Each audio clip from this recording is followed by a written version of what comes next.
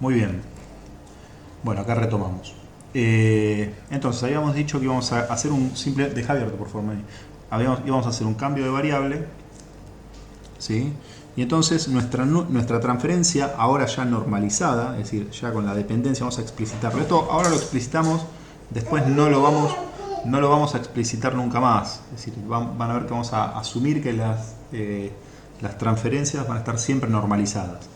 Entonces, ¿cómo va a quedar esta expresión cuando hagamos este cambio de variable? Omega 0 cuadrado no depende de s, pero acá ya sí, acá tenemos que hacer el cambio de variable y poner que justamente s va a ser igual a nuestra nueva variable s afectada por la norma. Es decir, va a ser s al cuadrado, bueno, acá el paréntesis no me va a hacer falta, por omega 0, ¿no?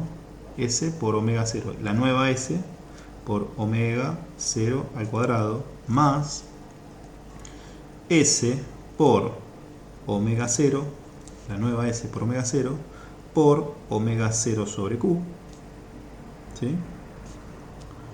Más omega 0 al cuadrado. ¿Ok? Entonces, como ven, acá justamente omega 0 cuadrado lo podemos sacar factor común y simplificarlo con este de acá. Así que acá nos va a quedar 1 sobre s al cuadrado más s por 1 sobre q más 1. ¿Sí?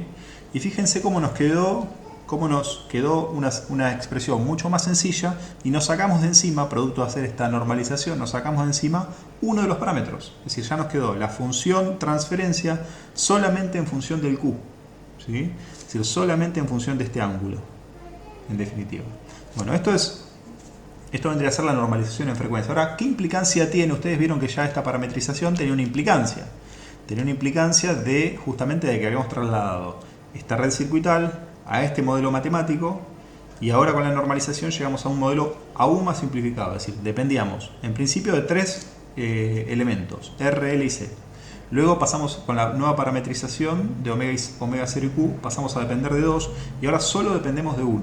Ahora la pregunta es, ¿cómo afectó esta normalización, ¿sí?, al valor de estos elementos circuitales? Que es lo que en esta materia a nosotros nos va a interesar. A partir de un modelo matemático, ver cómo se traslada esto en valores de los componentes. Porque en definitiva nosotros lo que queremos hacer es fabricar esta red. Muy bien. Vamos a ver entonces cómo afecta este cambio de variable a esta red.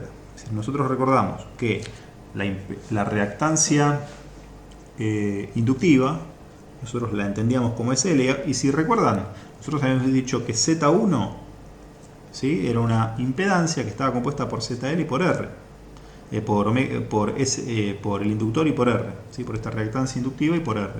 Y habíamos dicho luego que Z2 simplemente era 1 sobre SC. ¿Sí?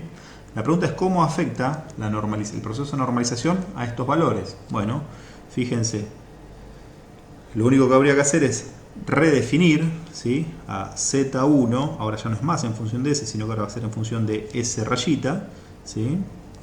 Y ahora, fíjense, lo que tendría que hacer es S rayita por omega 0 por L más R. Y Z2 en función de la nueva S rayita va a ser 1 sobre S rayita por omega 0 por C.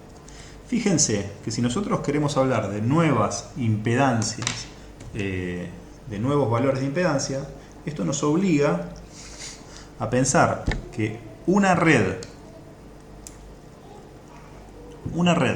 que tenga esta respuesta en frecuencia, ¿sí?, que tenga esta función matemática, ¿sí?, una red que tenga esta función matemática, necesariamente va a tener que haber sido generada por un capacitor, ¿sí?, por un nuevo C normalizado, ¿sí?, un nuevo C, si quieren permítanme llamarlo C' para diferenciarlo de este C original, ¿sí?, que es su versión desnormalizada, y por un inductor que va a ser un L', ¿sí? En tanto y en cuanto L', ¿sí?, va a ser igual a omega 0 L y C' va a ser igual a omega 0 por C. ¿Sí? Es decir, van a ser versiones aumentadas en valor omega 0 veces. ¿Ok? Es decir, van a ser inductores y capacitores muchísimo más grandes de los que hubiéramos tenido en la versión desnormalizada, ¿sí? Por lo tanto, si nosotros quisiéramos, a partir de una función transferencia normalizada, producir el camino inverso, es decir, desnormalizar, ¿sí? Vamos a ponerle a esto las ecuaciones de normalización, que no son las más útiles.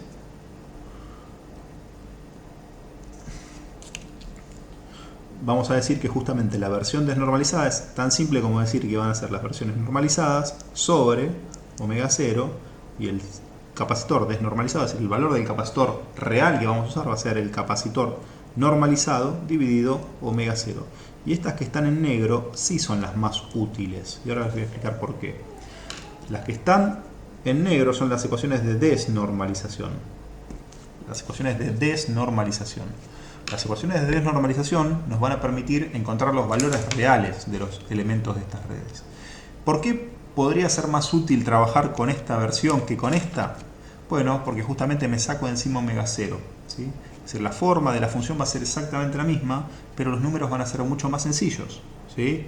Recuerden que omega 0 puede estar alrededor de 10 a la 3, 10 a la 9 tranquilamente, ¿sí? Por lo tanto, estos números van a ser muy grandes, ¿sí? Por lo tanto, trabajar con este tipo de modelos van a ver que para el álgebra y para todo lo que hagamos nosotros nos va a resultar mucho más accesible. Por lo tanto, siempre vamos a trabajar con este tipo de modelos, ¿sí? Modelos normalizados, y eventualmente cuando lleguemos a algo que nos satisfaga, trataremos de llevarlo a la práctica con las ecuaciones de desnormalización. Bueno, esto se lo quería contar para lo que es normalización de frecuencias. Ahora voy a grabar otro videito para la normalización de impedancia, ¿sí? De nivel de impedancia. Es un poco más sencillo, ya entendiendo esto.